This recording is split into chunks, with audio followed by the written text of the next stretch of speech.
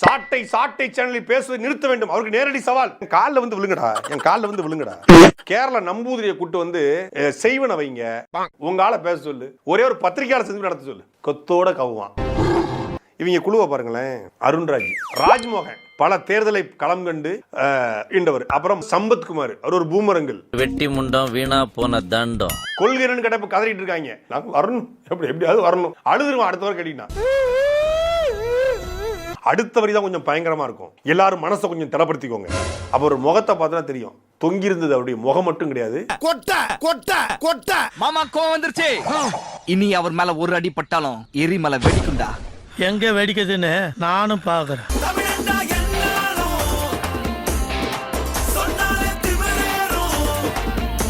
தாவேக தலைவர் விஜய் அவர்களை சிபிஐ அழைத்தது. சிபிஐ கேட்ட கேள்விகளுக்கு தெரியாதுன்னு சொல்லி புஷி ஆனந்த, நிர்மல்குமார, மதியழகனை எல்லாத்தையும் கோர்த்துட்டு இருக்காப்ல.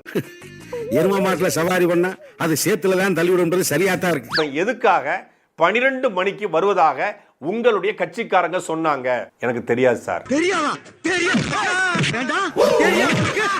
அடுத்த கேள்வியா கேட்டிருக்காங்க, இந்த மாதிரி ஒரு கூட்டத்துக்கு மக்கள் வரணும் அப்படின்னா அந்த மக்களுக்கான தண்ணீர், உணவு, பாதுகாப்பு ஏற்பாடுகள் செய்யணும். இது எதுவுமே கரூர்ல செய்யலையேன்னு கேட்டதுக்கு எனக்கு தெரியாதுன்னு இருக்காப்ல. சத்தியமா எங்களுக்கு எதுவுமே தெரியாதியா. சரி, காவல்துறை அதிகாரிகள் கூட்டத்தை நோக்கி போனீங்கன்னா கேஷுவாலிட்டியை நோக்கி போயிடும், பெரிய கூட்டம் இருக்கு, கிரௌட் இருக்கு, உள்ள போகாதீங்க அப்படின்னு சொன்ன பிறகும் ஏன் உள்ள போனீங்கன்னு இருக்காரு. எனக்கு தெரியாது சார் இருக்காப்ல. சத்தியமா தெரியாது சார். சாட்டை சாட்டை சேனலில் பேசுவதை நிறுத்த வேண்டும். அவருக்கு நேரடி சவால். ஏன் பேசக்கூடாது? பேசக்கூடாதுடா. ஏன்டா சாட்டை சேனலில் பேசக்கூடாது? அவர் பேசினா ரொம்ப பேசுறாருங்க, சாட்டையில போட்டு அடிக்கிறாருங்க, ரொம்ப அடிக்கிறான்டா இவன். சாட்டை இனிமே வீடியோ போடக்கூடாது. என் காலில் வந்து விழுங்கடா, என் காலில் வந்து விழுங்கடா. சாட்டை சேனல்ல பேசாதீங்கன்னு என் காலில் வந்து விழுங்களேன். காலில் விழு குமார், காலில் விழு.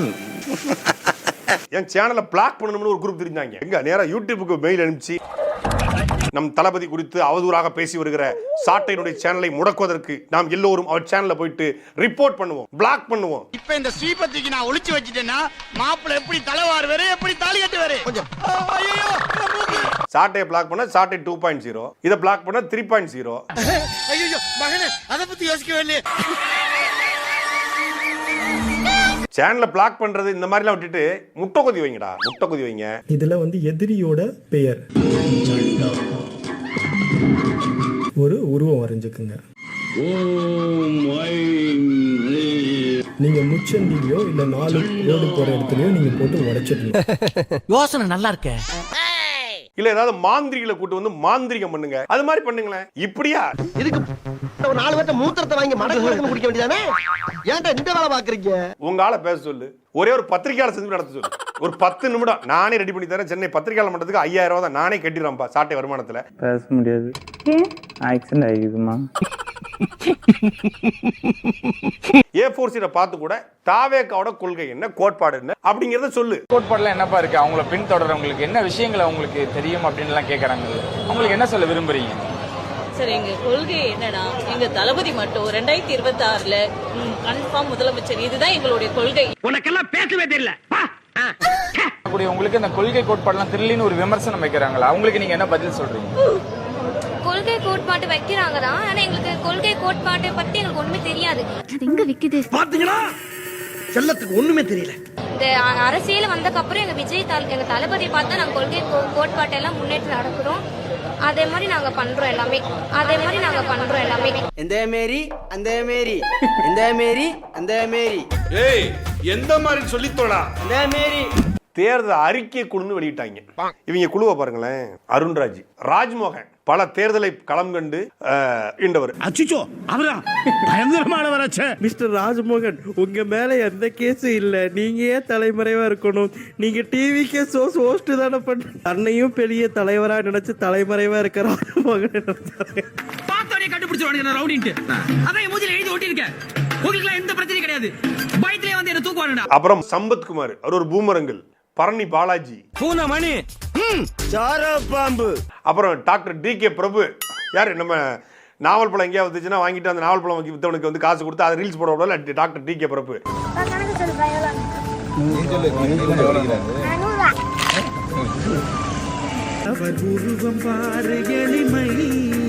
அந்த எளிமைதானே அவருக்கு வலிமை. இல்லாதவங்களுக்கு இருக்கிறத கொடுக்கறவங்க எல்லாருமே ராஜா. இத பாருங்க.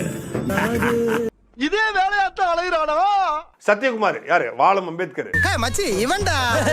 ஆமாடா இவன்டா. சத்யகுமார் இவங்க எல்லாம் தேர்தல் குழு. இவங்க தேர்தல் அறிக்கையை தயாரிச்சாங்கன்னா அந்த தேர்தல் அறிக்கை எப்படிப்பட்ட தேர்தல் அறிக்கையா இருக்கும்? அது ஒண்ணு இல்ல, கீழே போட்டுரு. கப்பல் கட்டுவதற்கு குழுவை போட சொன்னா காகித கப்பல் போடுறதுக்கு குழுவை போட்டிருக்காப்ல.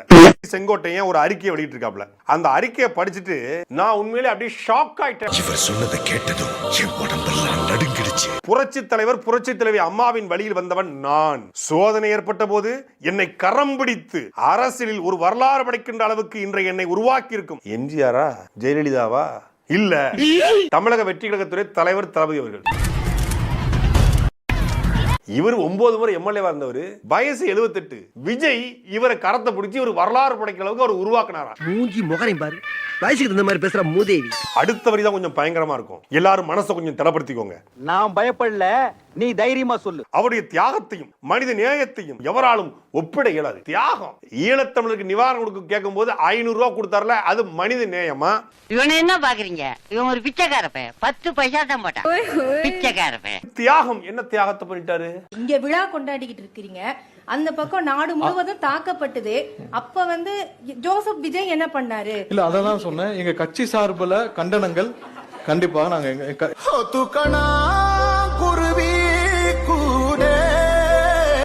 விஜய் சிபிஐ என்கொயரி முடிஞ்சு வெளியே வந்தாரு.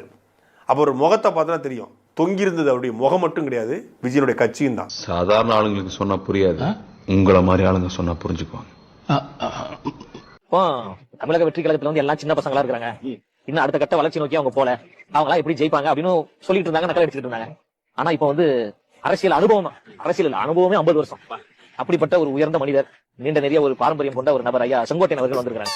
பேச்சால் எல்லாரையும் வசீகரிக்கக்கூடிய ஐயா நாஞ்சில் சம்பத் அவர்கள் வந்திருக்காங்க. இந்த 2 பேர் வந்ததுக்கே சிலருக்கு தூக்கமே இன்று வரைக்கும் வரல, குளிர்ச்சோரம் வந்துருச்சு. நம்ம புலம்பிக்கிட்டே இருக்காங்க. அப்போ 2 பேர் வந்ததுக்கே இப்படி. நேத்து செய்திகளை பார்க்கின்ற பொழுது இன்னும் பல பேர் வர போறாங்க, ஜனவரிக்கு பிறகு மிகப்பெரிய ஒரு புரட்சியே ஏற்பட போகுது அப்படின்ற ரெடி தகவல்லாம் வருது. எல்லாம் ரெடி. அவர் வரேன்னு சொல்றாங்க. அவர் எப்ப வருவாரு? அவரும் வராரு. அவர் தனியா வரல, கூட இவரையும் கூட்டு வராரு.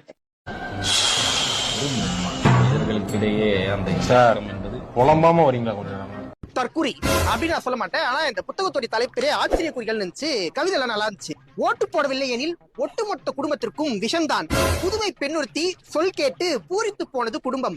தற்குறிகள் பிறப்பதில்லை, உருவாக்கப்படுகிறார்கள். தொலைக்காட்சி விவாதங்களில் குறிவைத்து தாக்கப்படுகின்றன அணில்கள்.